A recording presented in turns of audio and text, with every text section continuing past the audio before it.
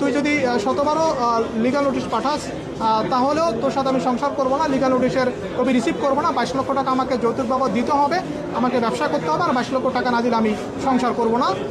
সমন দেওয়ার মতো মামলা, এই কারণে আদালত সমন দিয়েছেন। যদি সমন দেওয়ার মতো না হতো তখন আদালত এটা তদন্তের জন্য রাখত।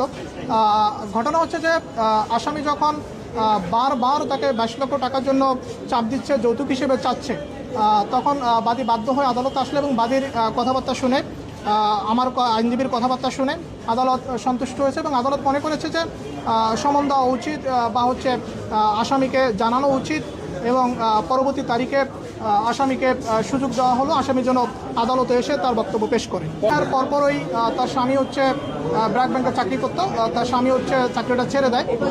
ছেড়ে দেওয়ার পরে হচ্ছে তার কাছ থেকে 19 লক্ষ টাকা নেয় ব্যবসা করার জন্য। সে ব্যবসা না করে সেই টাকাটা নষ্ট করে।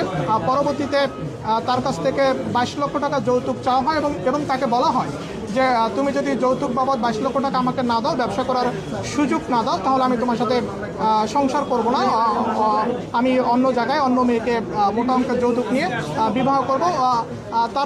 তারই পরিপ্রেক্ষিতে এই মামলার বাদী তিনি হচ্ছেন তার আইনজীবীর মাধ্যমে পরপর দুটো লিগাল নোটিশ পাঠান যাতে হচ্ছে সংসারটা হয়। আসলে এই মামলার বাদী মন থেকেই চাচ্ছেন যে